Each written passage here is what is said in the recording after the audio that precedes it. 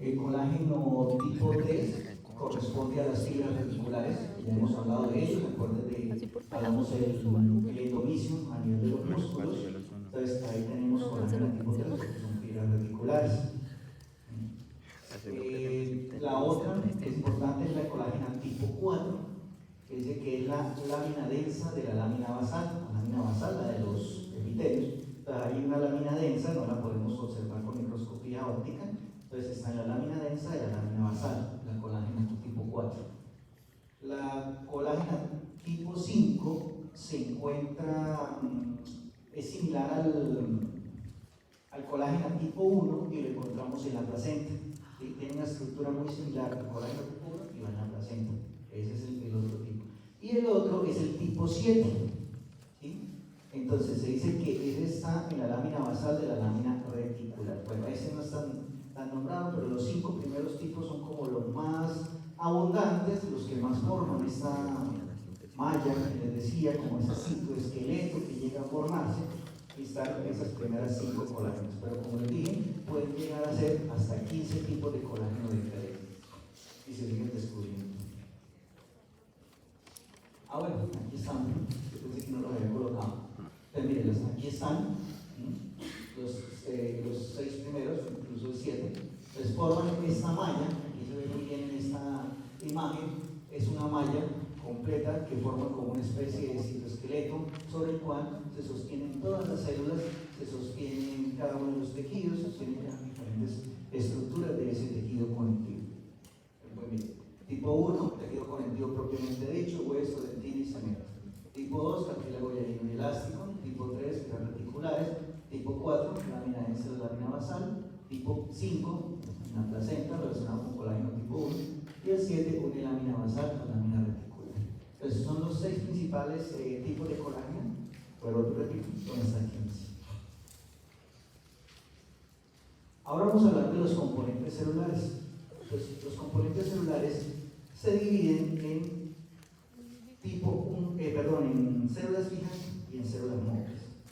¿Sí? Células fijas y células móviles. Las células fijas son las células que se desarrollaron en ese tejido conectivo y permanecen ahí, no migran, permanecen en ese tejido conectivo para ayudar a hacer sistemas de apoyo principal de defensa, y lo que van a hacer es funciones defensivas al organismo, entonces se mantienen en ese nivel. Y esas son las fijas. Y las móviles son aquellas que van por el torrente sanguíneo, van circulando por el torrente sanguíneo, y en el momento en que el organismo las necesite, ellas migran hacia el tejido conectivo para servir de apoyo, también generalmente como medio de defensa. Entonces, esos son los 2 tipos de células que existen a nivel del tejido conectivo. Entonces, las células fijas tenemos los fibroblastos, los adipocitos, los mastocitos, los pericitos y los macrófagos. ¿Sí? Y las móviles, el macrófago están ambos, puede actuar como célula fija o puede actuar como célula móvil. También existen las células plasmáticas, los linfocitos, los eosinófilos, los neutrófilos, los basófilos, los monocitos. A mí me faltó una coma. Entonces vamos a ver cada una de ellas. Entonces los fibroblastos. Los fibroblastos son las células más abundantes en el tejido conectivo y son las células más importantes también en ese tejido conectivo. ¿Por qué? Porque son los que se encargan de sintetizar la matriz extracelular. Entonces el fibroblasto se encarga de sintetizar la matriz extracelular. Esa es la función de él. Si no existieran los fibroblastos, no habría tejido conectivo, ¿no? Porque son los que se encargan de eso. Entonces, los fibroblastos se diferencian directamente de las células mesenquimatosas, ¿no? Están diferenciándose directamente de las células mesenquimatosas. Aquí vemos una coloración, cuál es la coloración esta, pero vemos muy bien esos fibroblastos que son rechonchitos, un poquito más gorditos, y estos son fibras de colágeno que están ahí, ¿no? Generalmente tienen esa forma alargada, un poco más rechoncha. Hablamos de los fibrocitos, los hemos ido hablando también, que los fibrocitos son mucho más delgaditos, parecen una línea, ¿no? Entonces, estas son un poco más como gorditos, por decir algo. Dentro de su estructura, estos fibroblastos tienen actina, adenina, alfa y miosina.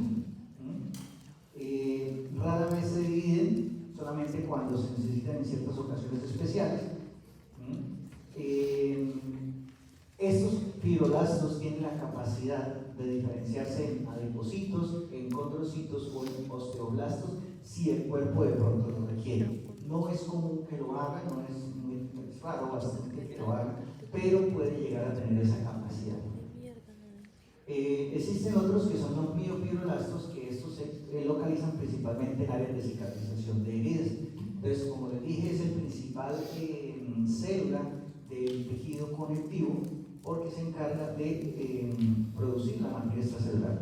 Hay ciertas variaciones en cuanto a la producción de esa matriz extracelular. Una de ellas, ¿cuál sería? Que ya la vimos. O sea, que no es el fibroblasto el que produce la matriz extracelular. ¿En qué caso? ¿Qué ejemplo? Ya lo vimos.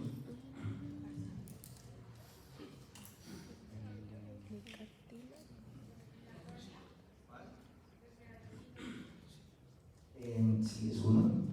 Otro que vimos hace poco.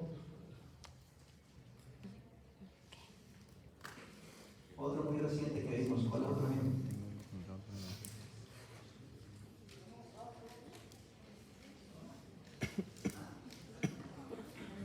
La semana pasada, y ahorita lo vamos a volver a ver, vimos la aorta, las células racemosas.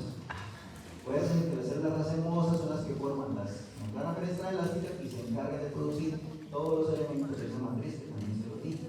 Ese es otro ejemplo. ¿Sí? En ese caso no son fibroblastos, sino son células diferentes. Y la córnea, entonces, la córnea es otro ejemplo. Bueno, sigamos. Pericitos ya los habíamos visto también la semana pasada, porque pueden ser esto, son o suplen funciones muy parecidas a las células del músculo liso. Se encargan o están presentes en lo que son los capilares y las vénulas postcapilares. Capilares y vénulas postcapilares, donde encontramos estos pericitos. ¿Sí? Acá está, generalmente tienen en el núcleo una forma de media luna, parte de la membrana basal. Se pueden ver con microscopía de luz, no es fácil, pero en ocasiones se pueden ver. Y también ya lo habíamos dicho, tienen una capacidad contráctil similar a la de las células del músculo liso y regulan el flujo sanguíneo. Pues para eso es que están en estos dos tipos de vasos. Entonces, César les decía ayer en la clase, en la práctica, que ellos están solamente ahí, en esos dos tipos de vasos, pero cuando hay una angiogénesis, que es una neoformación de vasos, ¿sí? Una nueva formación de vasos, estos pericitos empiezan para formar esos vasos y empiezan a crecer y se diferencian en células del músculo liso para formar vasos más grandes, arteriolas, arterias, y empiezan a subir, a aumentar de tamaño. Pueden hacer esa función. Los adipocitos o células adiposas también se conocen con ese nombre, ¿sí? De los adipocitos. ¿Cuál es la función? Síntesis y almacenamiento de triglicéridos. Esa es la función de ellos. Tenemos dos tipos de grasa. Entonces, las células de grasa uniloculares y las células de grasa multiloculares. Las células de grasa uniloculares corresponden al tejido adiposo blanco y las multiloculares al tejido adiposo pardo. Ahora no voy a hablar tanto de ellos, más adelante cuando veamos la clasificación del tejido conectivo como tal, voy a hablar más a profundidad de ellos. Aquí tenemos el tejido adiposo blanco, células grandes, blancas se ven, y este es el tejido adiposo pardo, son más pequeñitos, todo el adipocito es este. Entonces el núcleo y estas son las gotas de líquido que están en el interior. Los adipocitos blancos son bastante grandes, más o menos 120 micras de diámetro, ¿sí? Son células bastante grandes, bastante visibles, ya las han visto, ya las conocen muy bien. Las células cebadas o mastocitos, ya el término de células cebadas ya prácticamente no se utiliza. Ahora generalmente las vamos a llamar mastocitos. ¿Sí? Ya ese término de células cebadas lo dejé como para que por si encuentran en algún libro, pero más que todo se llaman son mastocitos. Tienen un diámetro más o menos de 20 a 30 micras. Es una de las células más grandes también. Se caracterizan porque su núcleo es esférico y es central. Cuando veamos la clase, los que no han visto la clase de práctica, les vamos a mostrar uno. Se caracteriza porque es una célula que tiene una forma como elíptica, de un citoplasma bastante eosinofílico. Cuando yo digo eosinofílico, ¿saben qué es? ¿Qué color es? Rosado, correcto. ¿Sí? Pues es un citoplasma eosinofílico y un núcleo bastante centrado, que es muy característico. En ocasiones se le pueden ver los gránulos como está aquí en esta microscopía electrónica. En microscopía de luz se le pueden ver esos gránulos que refringen, que brillan, ¿sí? Donde se pueden observar. Derivan directamente de precursores de la médula ósea, estos mastocitos. Bueno, los gránulos en el citoplasma que les decía que tienen, principalmente tienen heparina, es uno de los principales componentes de esos gránulos, que con esta coloración de azul de toluidina se pueden visualizar muy bien. Aparte de esa heparina, puede también tener histamina, puede tener citocinas, proteasas, factor quimiotáctico de neutrófilos, de eosinófilos. Cuando hablo de factor quimiotáctico, es esa señal que el tejido conectivo envía hacia la sangre para que neutrófilos y, en este caso, neutrófilos y eosinófilos migren al tejido conectivo y protejan al organismo. ¿De qué? Si hay presencia de parásitos o digamos algún tipo de alergia, migran los eosinófilos. Si hay presencia de bacterias, migran los neutrófilos. Entonces ese es el factor quimiotáctico, eso lo ven con mejor detalle cuando vean inmunología, ¿sí? Esa es una de las funciones del factor quimiotáctico. Bueno, también podemos tener bradicilinas, citocinas, leucotrienos. Hay varias sustancias que pueden tener estos mastocitos. Entonces, estos mastocitos, su principal función son mediadores químicos de la inflamación, ¿sí? Entonces, a esos mediadores químicos hay tanto primarios como secundarios, que eran todos los que les estaban nombrando. Entonces, median esa inflamación. En esas áreas de inflamación, esta histamina, esta serotonina, producen generalmente estos edemas, que es uno de los signos típicos de la inflamación. Los macrófagos, están en la microscopía electrónica, macrófagos haciendo fagocitosis. Pueden actuar como células fijas, pueden actuar como células móviles, ¿sí? Están en los dos lados. Se encargan de fagocitar o de eliminar desechos, esa es su función, ¿sí? Los macrófagos eliminan desechos como tal. Normalmente, cuando los macrófagos, bueno, en sangre no medimos macrófagos, sino medimos en monocitos, ¿sí? En sangre se miden sus monocitos. Cuando hay un aumento de estos monocitos, me indica de que hay una infección crónica, pero crónica no es que sea tantos días, 3, 4 días, 5 días, la que ya lleva varios días esta infección. Eso me indica generalmente la presencia de monocitos. Bueno, protegen el cuerpo con inversores, tienen un diámetro de salud de 10 a 30 micras, tienen una forma irregular, cambian mucho su forma. Esa forma cambia dependiendo del estado en el que estén. ¿A qué me refiero? Si no están activos en ese momento, tienen una forma general redonda, no tan grande, pero el núcleo es un poco pálido.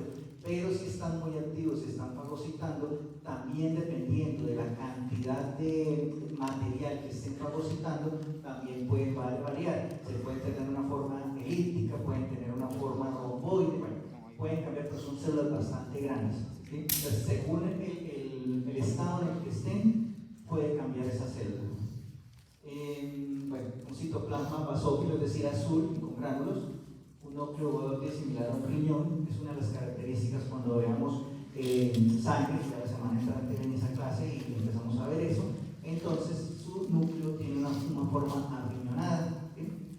Tiene una forma bastante arriñonada, bastante característica. ¿Dime?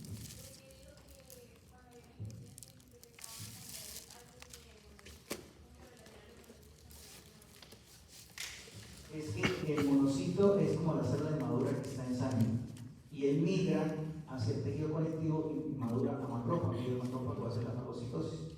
Entonces, digamos, si hay, por decir algo,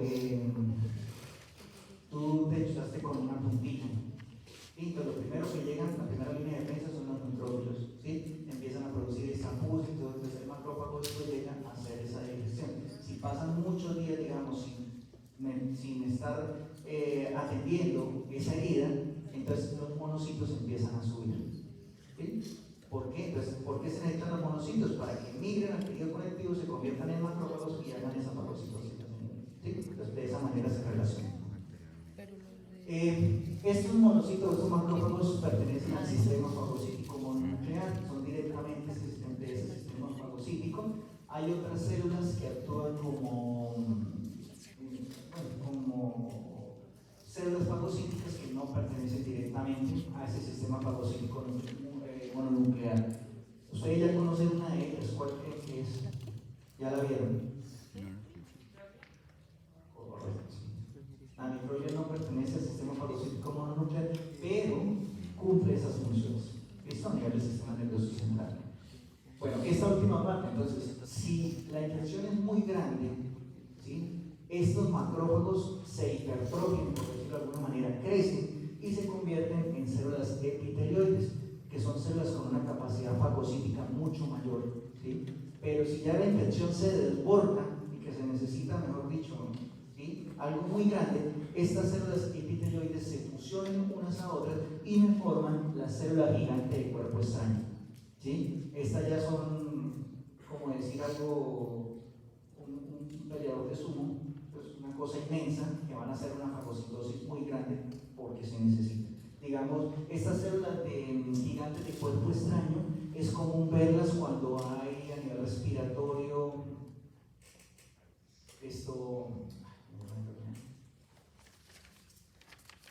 tuberculosis. Cuando hay tuberculosis es bastante común encontrar estas células gigantes de cuerpo extraño. Son uno de los indicios que tienen los médicos para ayudarse, pues no definitivo, pero con eso se ayuda, de que puede haber tuberculosis, ¿sí?, esa célula gigante de cuerpo extraño.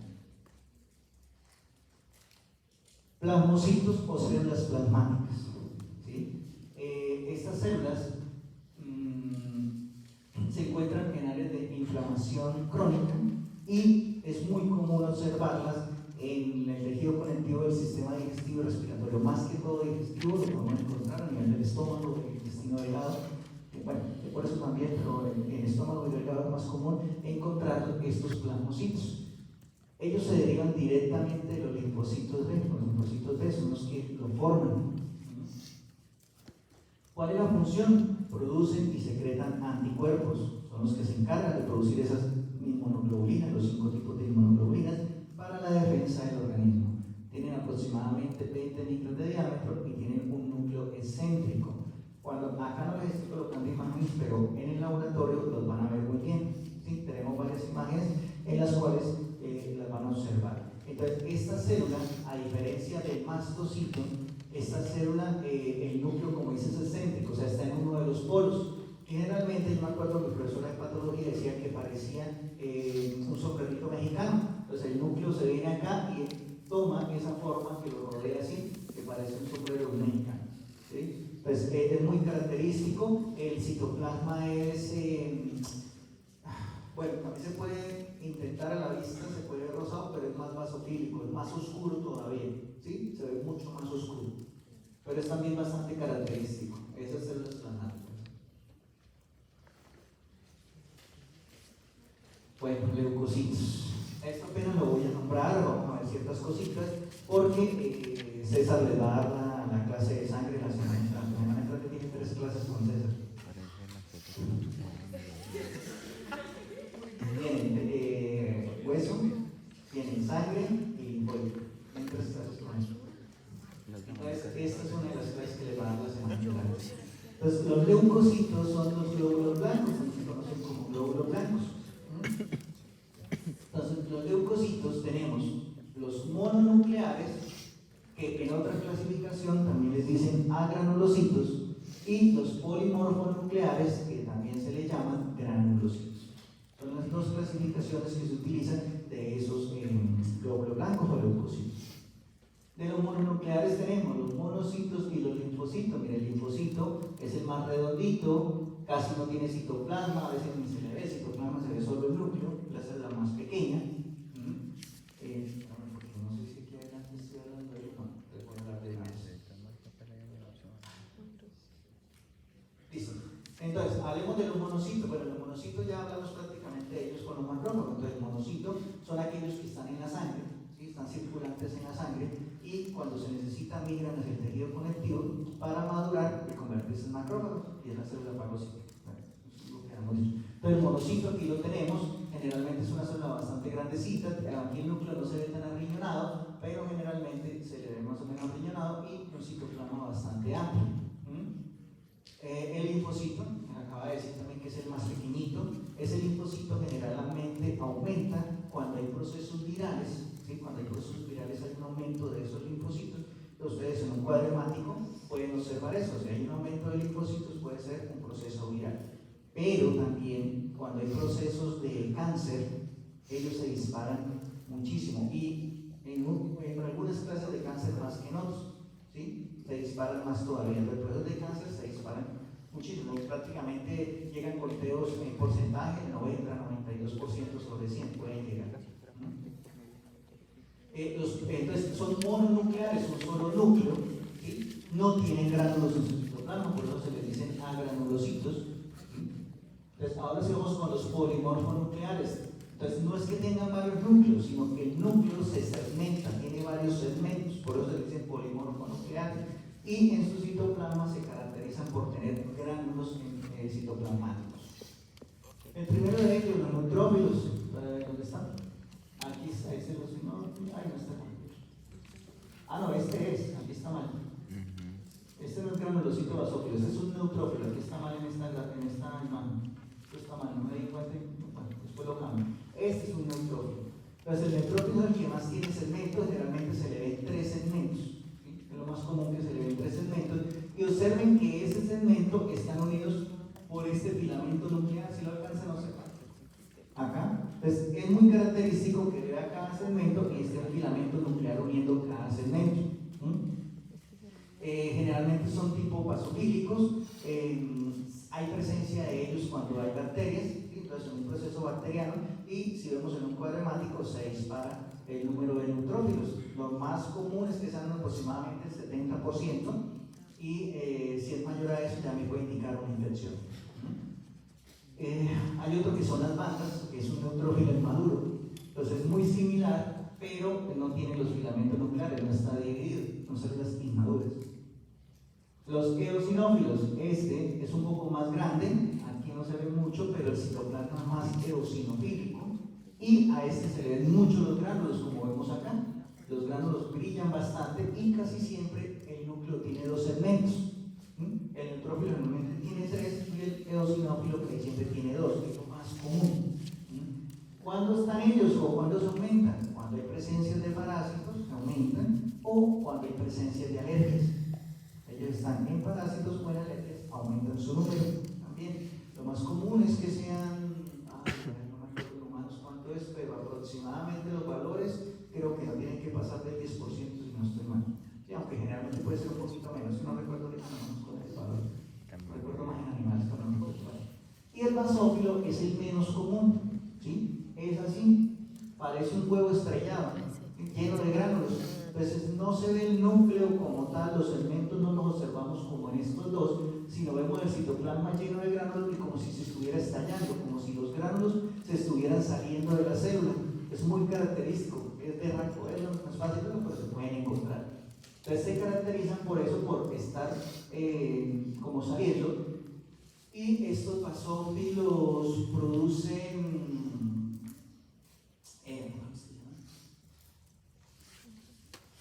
elementos como farmacológicos, una especie de farmacológicos que ayudan al proceso de inflamación.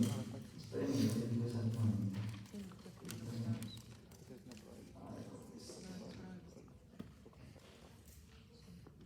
Sí, agentes farmacológicos performados, tienen razón. Son agentes farmacológicos performados que ayudan al proceso inflamatorio también, a controlar ese proceso inflamatorio. Esa es la función de los basófilos. Entonces, como les digo, son los más escasos, generalmente están entre el 0 y el 1%, 1.5, 2% máximo, es lo común de ellos, pocos se ven, ¿sí?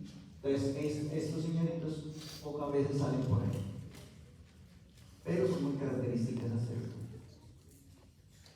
Bueno, entonces, ya entrando un poco más en los tejidos conectivos, hacer una pequeña inducción antes de arrancar a hacer la clasificación de los tejidos conectivos. Pues los tejidos conectivos son ricos en fibras elásticas. Pues no solamente las fibras colágenas, que es lo que yo decía, que es lo más común, lo más abundante, pero muchos de ellos también son ricos en fibras elásticas. ¿Sí? Entonces, cuando hay predominio de fibras elásticas, fibras paralelas formando plexos, tienen fibrolastos de sustancia fundamental, y estas fibras elásticas, para poderlas observar con mejor detalle, podemos utilizar diferentes coloraciones o tinciones como la oseína o la resorcina fuchsina. Son fibras aisladas, por eso no es tan común verlas. ¿Dónde las podemos encontrar esas fibras elásticas? Mira, en el pulmón podemos encontrar fibras elásticas, por eso es la manera como el pulmón se expande, ¿sí? Se ayuda. En el cartílago elástico, que ahora lo vamos a ver cuando empecemos a ver cartílago también.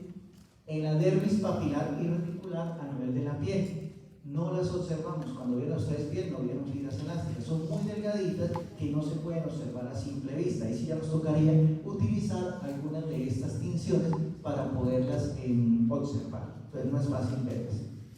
En fascículos o ligamentos también podemos encontrar estas fibras elásticas, como el ligamento amarillo de la columna vertebral y en las cuerdas vocales. ¿Sí? Podemos encontrar esas fibras elásticas.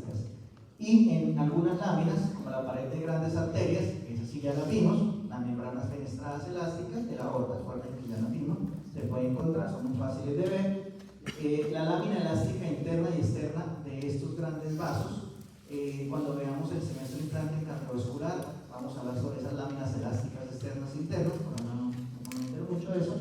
Y bueno, en la arteria muscular, eso lo vamos a ver muy bien. Entonces, miren, esta es una de las láminas, esta sería esta es como la externa, ¿sí? Lámina elástica externa que se ve a nivel de las arterias musculares. Aquí tenemos una aorta, membranas fenestradas elásticas, acá, y algunas fibras elásticas con esta coloración que son aisladas. Bueno, pues ahora sí vamos a empezar con la clasificación de los tejidos conectivos. Entonces tenemos que el primero de ellos es el tejido conectivo embrionario. ¿Sí? Del tejido conectivo embrionario hay dos. El primero de ellos es el tejido mesenquimal, es el papá de todos los tejidos conectivos. ¿Sí? Todo se deriva de ahí. Entonces, el tejido mesenquimal, como el que estamos viendo, es el tejido embrionario por excelencia. Entonces lo vamos a encontrar en donde, en el feto, en las placas de feto, vamos a ver ese tejido embrionario. Entonces tenemos que en el tejido embrionario está formado, está lleno de qué? De puras células mesenquimales o mesenquimatosas, como ven acá. Esto todavía no le pongan cuidado, que esto se lo muestra César la semana entrante. Bueno, esto es una osificación intromembranosa, huesos del cráneo, que se derivan de ahí también. Entonces todo esto son células mesenquimatosas que se van a diferenciar, pueden ser en glóbulos rojos, pueden ser en hueso como está acá, pueden ser en cartílago, pueden ser en sangre, diferentes cosas. Entonces ahí tenemos el tejido mesenquimal. Y sobre qué se sostiene, sobre una sustancia fundamental muy incipiente, que es este fondo blanco, que no tiene esa coloración, por eso digo que es muy incipiente. Esa sustancia fundamental no tiene todos los componentes. El otro tipo de tejido conectivo embrionario es el tejido mucoide. No sé si lo tengo. Aquí está. Okay. El tejido mucoide. Entonces, ¿el tejido mucoide dónde está? El tejido mucoide está en el cordón umbilical. Se lo vamos a encontrar a nivel del cordón umbilical, a lo largo del cordón umbilical como tal. Este se encuentra en una sustancia fundamental o un tejido mucoide que sería esto, un moco. También se le conoce como gelatina de Wharton, porque es cuando uno lo coge, es una forma gelatinosa, que principalmente lo que tiene son fibrolastos. La mayoría de células son fibrolastos, puede tener algún macrófago como este o este posiblemente, pero la mayoría son fibrolastos del tejido mucoide. En la parte externa de ese tejido, de ese cordón umbilical, podemos encontrar células madre. Esas células madre son las que cogen y se conservan el nitrógeno líquido para futuro, de pronto si lo necesita esa personita. Entonces, ese es el tejido mucoide. Son los dos tejidos conectivos embrionarios. Después viene el tejido conectivo propiamente dicho. Bueno, aquí el tejido conectivo propiamente dicho debemos hablar un poquito antes de arrancar. Entonces, la clasificación clásica es la que les voy a mostrar, la que les tengo ahí en ese momento. Pero cuando van al laboratorio, el laboratorio ya lo vieron, que también les hice la aclaración, van a escuchar a César de que solo existen dos tipos de tejidos conectivos propiamente dichos, que son los laxos y los densos. Lo más común es que los clasifiquen de esta manera: tejido conectivo laxo, tejido conectivo denso, tejido conectivo tejido conectivo adiposo. Pero pues ahora hay otra clasificación, pero todavía no es tan aceptada. Realmente está en discusión, no está aceptada todavía, pero se dice que solo hay laxo y denso y que el reticular y el adiposo pertenecen al laxo. Entonces van a escuchar ustedes en el laboratorio que se va a decir tejido conectivo laxo adiposo o tejido conectivo laxo reticular. Así lo van a escuchar a él diciendo eso, pero es por eso, es una clasificación que ahora todavía no se ha aceptado del todo, entonces pues tenemos que decir todavía cómo se hacía antiguamente. Y en este momento incluso hay una clasificación nueva. Cuando estuve el año pasado en septiembre en el Congreso de Histología en España, hay una clasificación nueva en cuanto a los tejidos conectivos también. No busqué la foto, pero después de la muestra. Entonces estos son los tipos de tejidos conectivos. Aquí tenemos el tejido conectivo laxo debajo de los epitelios. Aquí lo voy a nombrar muy rápido, pero vamos a profundizar en ellos. Generalmente es debajo de los epitelios. El denso estaría aquí en la submucosa, que es una esofágica. Denso y irregular, que sería ahí. En la piel ya lo vimos, denso y irregular acá, en la dermis reticular o profunda, y en la dermis papilar es laxo, porque se acuerda que siempre bajo los epitelios hay tejido conectivo laxo. Bueno, hay una excepción en la dermis central. Los tejidos conectivos densos regulares, como en el tendón, está acá. El tejido conectivo reticular y el tejido conectivo adiposo, ya vimos algo.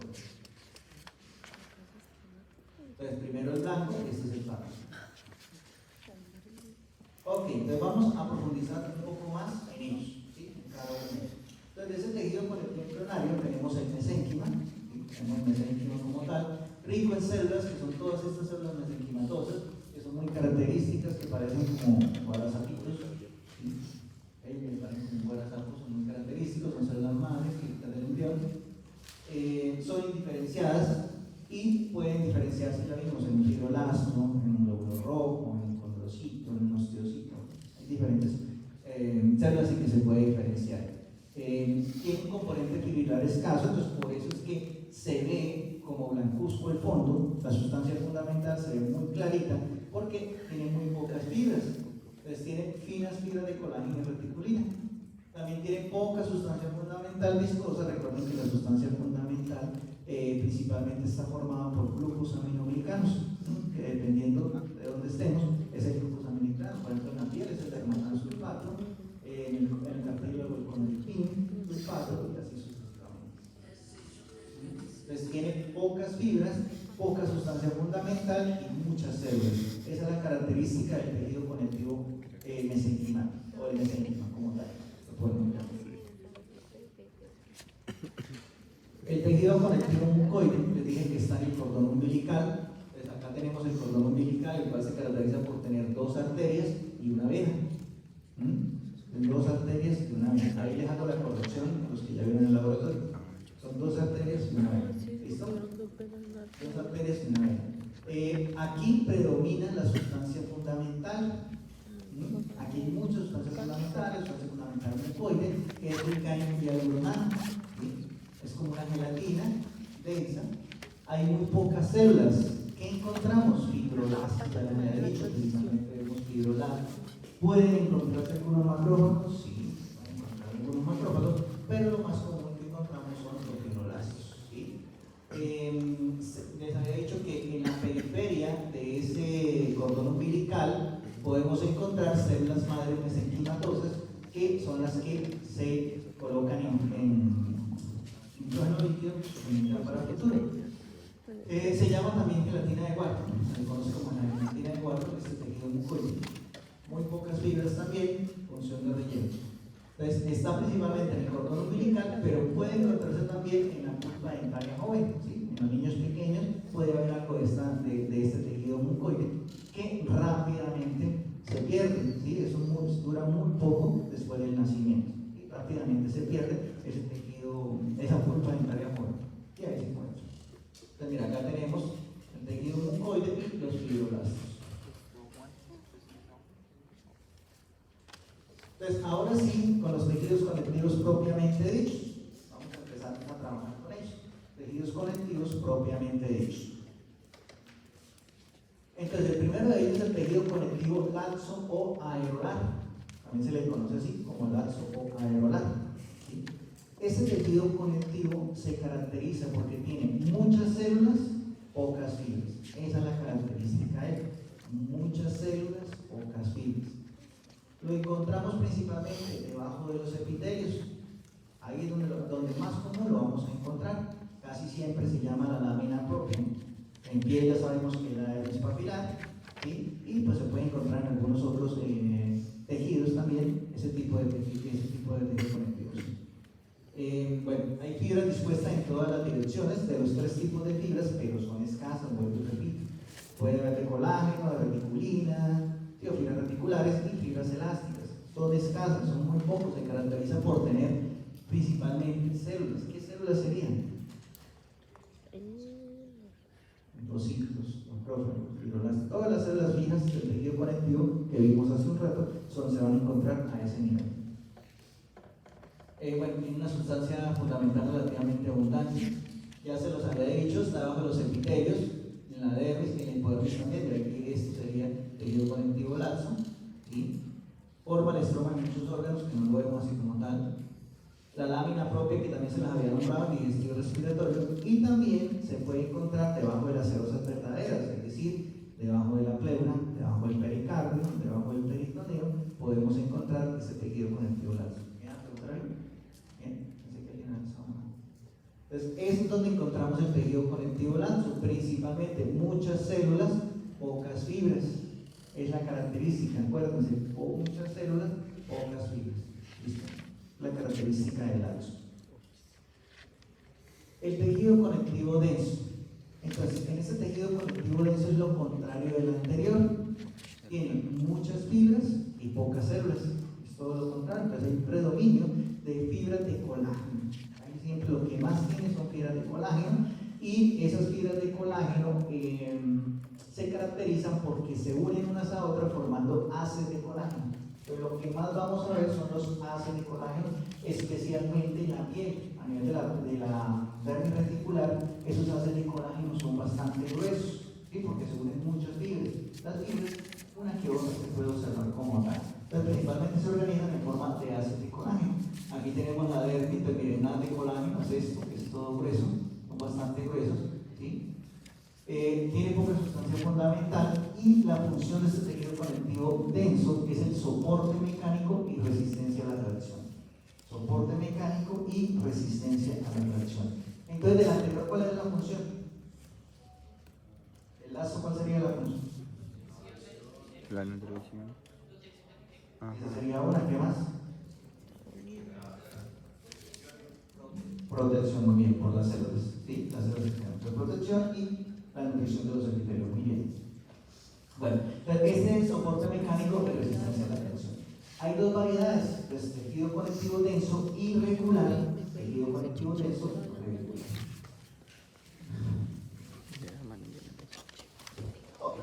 Entonces, el tejido conectivo denso irregular se caracteriza porque sus fibras están en desorden, van en todas las direcciones, ¿sí? Entonces, es desordenado o también se le llama no moldeado, se conoce también como no moldeado. Aquí vemos una micrografía electrónica en la cual las fibras van en diferentes direcciones. Aquí lo estamos viendo, este tricrómico de Manson, que es específico para el tejido conectivo y tiene el tejido conectivo azul. Esta fibra de colágeno se tiene muy bien. Miren que van en diferentes direcciones, está todo loco, todo desordenado. Pero eso es normal en la piel, en la dermis. Si estuviera ordenado, tendríamos un problema en la dermis. No habría la resistencia, no habría esa barrera que forman con el epitelio. Por ejemplo, hay ciertas patologías o hay ciertos fármacos que pueden alterar la conformación normal de la dermis reticular, de la dermis reticular. Entonces, por ejemplo, en lo que yo hago de investigación, que no lo he hecho todavía, pero mi gente sí ha trabajado bastante sobre este tema de España, y en el programa morfométrico hay una sección, una de las técnicas que se llama la transformada de Fourier. Creo que se la mostré cuando vimos lo de nervios, que les mostré esto a ustedes, creo que cuando vimos los nervios les mostré nada de esta. Bueno, no recuerdo si la mostré o no, pero en todo caso la transformada de Fourier tiene unos índices y si se acerca a uno, es que es más 1 es más desordenado, si se acerca a 0 es más ordenado. Entonces, si estamos evaluando de herpes papilar y el número que nos dio según una fórmula se acerca a 0, tenemos problemas con esa piel va a tener problemas, puede llegar a, creo que los pénticos que produce eso, ¿sí? O que un fármaco me esté afectando esa disposición normal de esas fibras de colágeno en forma desordenada. Lo que eso me mide, eso podemos hacer ciertas investigaciones con eso, ¿sí? Entonces, eso lo podemos utilizar. Gruesos haces de fibras de colágeno, lo que decía es colágeno tipo 1, y esto es colágeno tipo 1 que es de los tejidos conectivos y van en todas las direcciones. Tienen pocas células, las principales células que contienen son los fibroblastos, porque por sí en todos lados debe haber fibroblastos que haya tejido conectivo, porque recuerden que son los que sintetizan los componentes de la matriz extracelular, no se les olvide eso es importante. Tiene algo de sustancia fundamental, algunas fibras de reticulina y elástica, ¿sí? Que pueden aparecer, no se observan, no las podemos observar a simple vista, tendríamos que utilizar correlaciones o funciones especiales. Función, ya lo dijimos, resistencia a la tracción. Principalmente lo vemos en la hernia reticular, ya lo habíamos nombrado, que es la foto que tenemos acá, en la cápsula de los diferentes órganos, ¿sí? La cápsula de la tiroides, la cápsula del vaso, la cápsula del hígado, la cápsula del riñón. Es tejido conectivo denso irregular. En la submucosa, a nivel del sistema respiratorio, del sistema digestivo, ahí lo vamos a ver en los laboratorios, y también en la dura madre, ¿saben dónde está la dura madre? Entonces, ahí es donde podemos encontrar ese tejido conectivo denso irregular, que es bastante común poderlo observar. Pero recuerden que es desordenado, y en este tricrómico se ven muy bien esas fibras de colágeno, todas azules, porque se caracterizan en ese tipo de definición. El segundo tipo de tejido conectivo denso es el regular. Entonces, a diferencia del anterior, aquí las fibras van en una sola dirección, pero vamos a ver ordenaditas. También se le llama moldeado. ¿Sí? También se le llama moldeado. Entonces van en una sola dirección, todas van ordenaditas, van juiciosas, ¿sí? Van como soldaditos, haciendo fila, todas igualitas. También tiene gruesos haces de colágeno, que están por tipo 1 también, en forma ordenada y como muy empaquetados, por decirlo de alguna manera, están muy juntos. ¿Dónde los encontramos? Miren, en los tendones, en los ligamentos, en las fascias, en la esclerótica, en la córnea, ¿sí? Allí podemos encontrar ese tejido conectivo denso, bueno, en la aorta también, denso regular. Hay dos subtipos de este tejido conectivo denso. Entonces tenemos el tejido conectivo denso regular, colagenoso, tendones, ligamentos y aponeurosis, prácticamente todos estos iguales que están acá, ¿sí? Acá tenemos una foto del tendón, aunque este no está tan separado, pero bueno. Este es el tendón, en el cual tenemos que todos esos fibrocitos, aquí ya son fibrocitos, van en una sola dirección. Aquí lo que no vemos casi son los elementos de tejido conectivo, que sí lo van a poder observar en el laboratorio. Aquí lo que tenemos es el epitendón, que es el que está fuera del lo cubre totalmente. Aquí no se ve el endo ni el epitendón, pero sí lo van a observar allá. El segundo tipo, o subtipo, por decirlo de alguna manera, es el tejido conectivo denso, regular, elástico. ¿Dónde lo encontramos? En las arterias elásticas, principalmente como la aorta. Esta es una coloración de sales de plata orseína, en el ligamento amarillo de la columna vertebral y en el ligamento supresor del pene. Nosotros vamos a ver esas arterias elásticas. En el laboratorio van a tener la oportunidad de ver una lámina de estas igualitas para poder observar bien las membranas fenestrales elásticas, y hay otra coloración que dice Verhoff. Es una aorta grandísima que hay, Verhoff, que también me permite ver muy bien las membranas fenestrales elásticas. ¿Cuál es el problema de estas coloraciones? Que allí en estas coloraciones sí vamos a poder ver las células racemosas. Para ver las células racemosas tenemos que observarlo en hematocilina eosina. Y ya ahí no se puede. Pero sí nos permite observar muy bien esas membranas fenestradas elásticas. Entonces tenemos el colagenoso y el elástico. Tejido conectivo reticular. Entonces hay un predominio de fibras de reticulina, colágeno tipo 3, siempre asocian la reticulina con el colágeno tipo 3. Este tipo de tejido conectivo damos coloraciones o condiciones también especiales para poderlas observar con detalle, como lo que son las sales de plata, lo que es la argéntica, o acá también tenemos la reticulina de gomol. Esta es la más específica de todas. ¿Sí?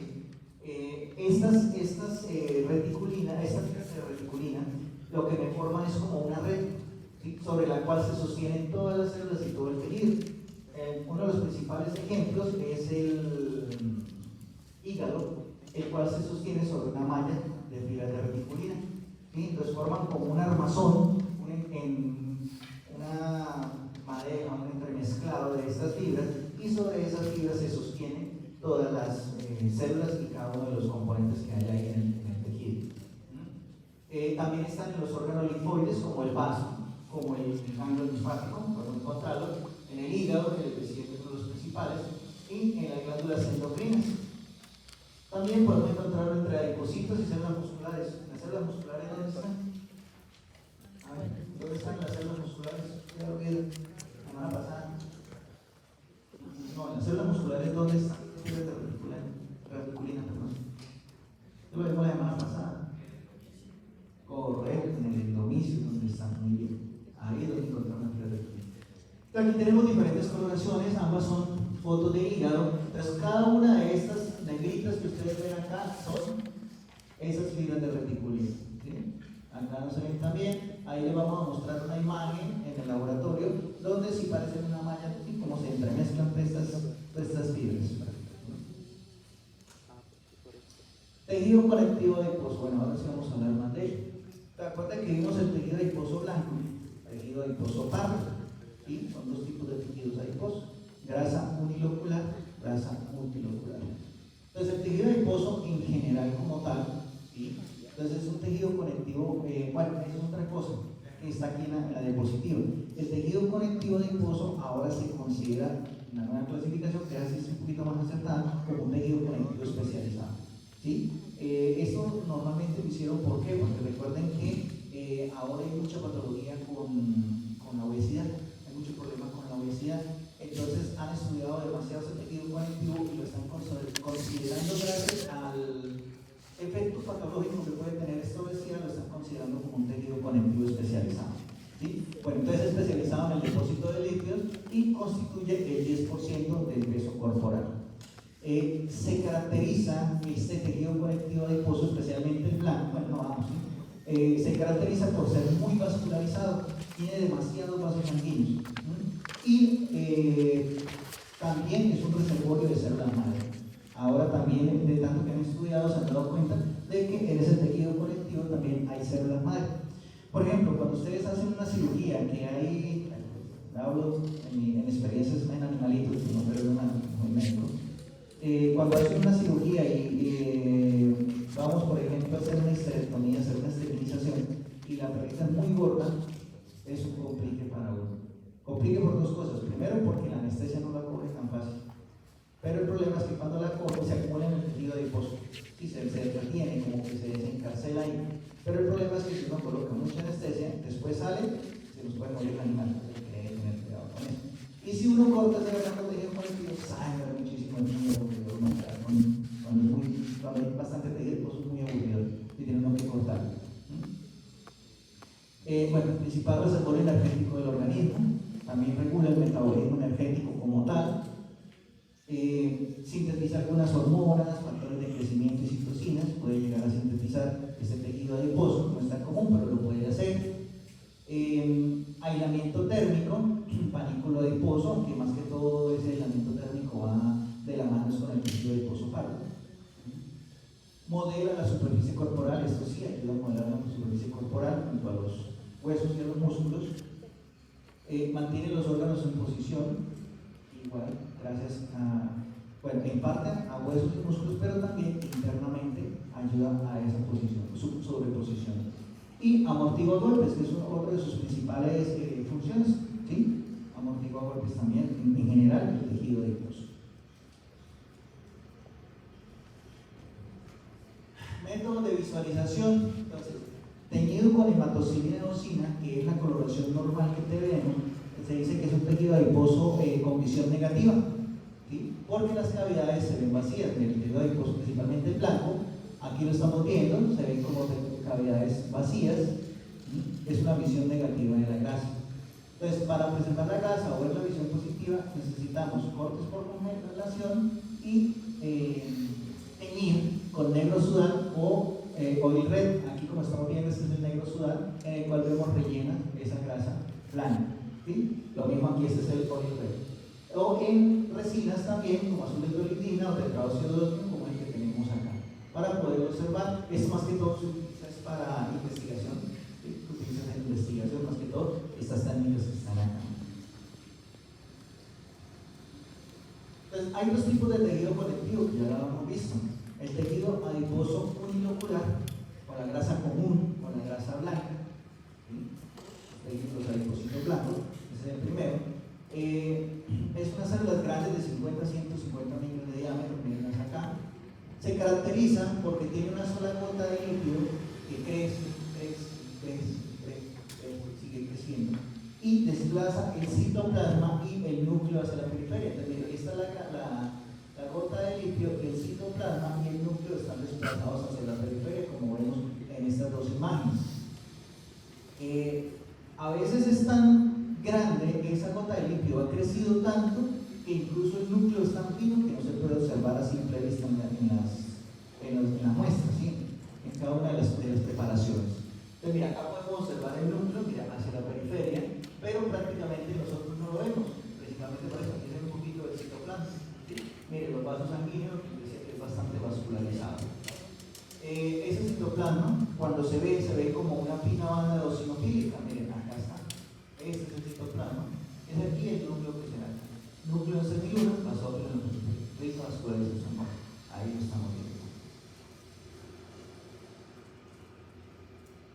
¿Dónde se encuentra? Entonces, está ampliamente distribuido prácticamente en todo el organismo. Encontramos este tejido adiposo blanco, ¿sí? Casi en todos lados está metido. Tejido celular subcutáneo, que es muy común a nivel de tejido celular subcutáneo. ¿Dónde está? ¿En qué parte específica está esa grasa? ¿Ya lo vieron? ¿Dónde? Correcto. En el poder de donde más lo podemos encontrar, que es ese colchón, ¿sí? En el mesenterio, que es de los intestinos, retroperitoneal también. En la médula ósea, hay una, cuando hablamos de médula ósea, hay médula ósea roja y médula ósea amarilla. La amarilla es tejido adiposo blanco. Paratiroides, glándulas salivales. También es muy común encontrarlo alrededor de las glándulas suprarrenales. Es bastante común encontrar el tejido adiposo blanco. Zonas de soporte mecánico como pie, mano, articulación, globo ocular. A nivel de hombre o mujer se ubican de diferente manera. El hombre realmente en el cuello, parte inferior del vientre. La mujer mamas, caderas, nalgas, donde más se puede encontrar. Tenemos algunas microfotografías electrónicas donde se observa esa grasa unilocular. El segundo tipo es el tejido adiposo multilocular o grasa parda. Su coloración es entre tostado y pardo. No tenemos láminas de esto, no es fácil de conseguir. Es mucho más vascularizado que el anterior, bastante vascularizado. Tiene muchas más mitocondrias. Las células son más pequeñitas, la otra era entre 50 y 150 micras, esta más o menos 60 micras. De forma poligonal, ya no son tan redondeadas. El núcleo es redondeado, ligeramente excéntrico, se puede ver un poquito, mirenlo acá, el núcleo. ¿Sí? A diferencia del anterior, este tiene muchas gotitas de líquido, no es una sola gota de líquido que crece, sino observen en el citoplasma que tiene muchas gotitas de líquido. En esta célula se ve muy bien, muchas gotitas de líquido, que en esta micrografía electrónica, estas son las gotas de líquido. Este es el núcleo, este es el tejido adiposo pardo. ¿Sí? Citoplasma más abundante, eosinofílico. Son las características morfológicas.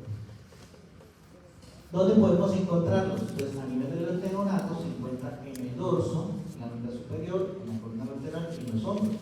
Entonces, si recién nace el bebé, se encuentra en estas partes. ¿Por qué? Porque el bebé no tiene la capacidad de regular la temperatura como tal, ¿sí? Entonces necesita esta grasa parda para ayudarse a encontrar, pero acuérdense que también tenemos que abrigarlo, limpiarlo, porque puede sufrir hipotermia y puede morir. En la primera década de la vida, región cervical,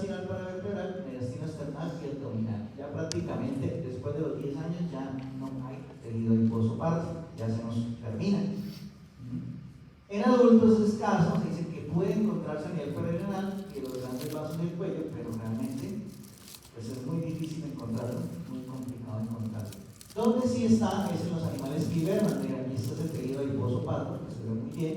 Los animales que hibernan, osos polares, o bueno, unas pocas que pueden hibernar, ¿sí? Marcas, todos estos animalitos que hibernan durante el verano consumen y lo que acumulan en esta grasa parda, para que durante el invierno, que están acostados, que son 2 meses y medio, 3 meses que duran durmiendo, se cogen esas reservas de grasa y lo que mantienen el calor corporal. Más o menos pierden entre 150 y 200 kilos, dependiendo del tamaño. Un animal grande como un oso puede llegar a perder eso de peso durante la hibernación. Bueno, en cuanto a la diferenciación del tejido adiposo como tal, entonces el blanco, como ven acá, viene a partir de células mesenquimatosas indiferenciadas bajo el control de factores de transcripción. Este es el blanco.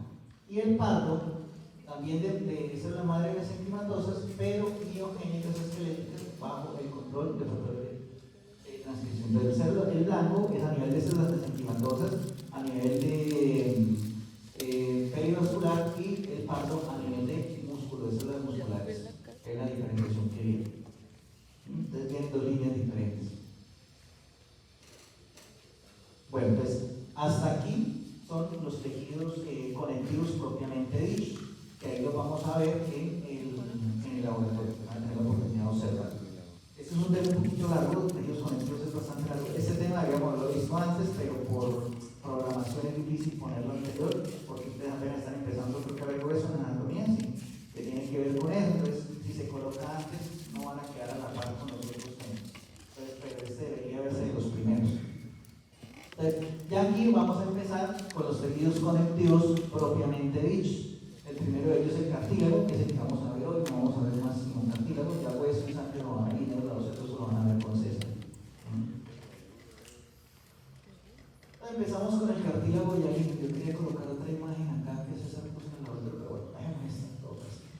Entonces, el cartílago hialino a nivel del embrión, van a ver ustedes las fotos. Aquí vamos a ver es el centro primario de codificación. Entonces allí, ese es el cartílago embrionario que están viendo en este momento. En el laboratorio van a ver otra imagen un poco más amplia, que es bien bonita. Que también acá tenemos el centro primario de codificación, lo cual entiende, entonces todo esto son células mesenquimatosas, esto sería mesénquima, y el cual empieza a diferenciarse a condroblastos, que son estas células que no tienen matriz alrededor, son puras células pegadas unas a otras, que luego para el laboratorio, y otras se diferencian en fibroblastos que empiezan a acomodarse alrededor del cartílago para formar los pericondrios. Ya vamos a ver eso ahorita, ¿sí? Entonces por ahora esto lo voy a nombrar solamente así para que en el laboratorio se vea con más profundidad. A partir de este centro primario de codificación se empiezan a formar entonces ya el cartílago maduro, que es lo que vamos a ver. Entonces, ¿qué encontramos en el cartílago como tal? Pues encontramos las células maduras, que se conocen como los condrocitos, los cuales están dentro de una laguna, ¿sí? Esa laguna no está sola, está llena de un líquido especial en el cual se sostiene y pues llega la nutrición ahí de esos condrocitos. Los condroblastos son las células inmaduras que también están con una laguna incipiente, como vamos a verlo ahora. El pericondrio es esa capa de tejido conectivo que rodea al cartílago como tal. Hay de 2 tipos, aquí solamente lo van a nombrar, ya ahorita lo vemos en imágenes. Celular y fibroso. Los cartílagos son avasculares, y la matriz extracelular está compuesta por glucosaminoglicanos y proteoglicanos. Bien, principalmente el glucosaminoglicanos, la condroitina o condroitin sulfato. ¿Cuál es la función del cartílago como tal? Funciona como un absorbente de choques, ¿sí? Para la flexibilidad y resistencia. Entonces, principalmente es eso. Y en las articulaciones es donde más actúa de esa manera, resistiendo o haciendo amortiguación de esos choques que hay en el movimiento, cuando saltamos, cuando pisamos, ¿sí? Todo eso amortigua esos golpes. Hay 3 tipos de cartílago. Entonces tenemos el cartílago hialino, que es el más abundante, el cual está compuesto por colágeno tipo 2. Cartílago elástico también tiene colágeno tipo 2, presenta fibras elásticas, un poco menos abundante, da más flexibilidad. El cartílago fibroso o fibrocartílago también se llama así, de las 2 maneras. tiene colágeno tipo 1. Más que todo son matriz o fibras gruesas y densas que le permiten soportar fuerzas de tensión considerables. Este es el cartílago hialino, este es el cartílago elástico y este es el cartílago fibroso. Ahí tiene una imagen de los tres cartílagos. Entonces vamos a arrancar con el cartílago hialino.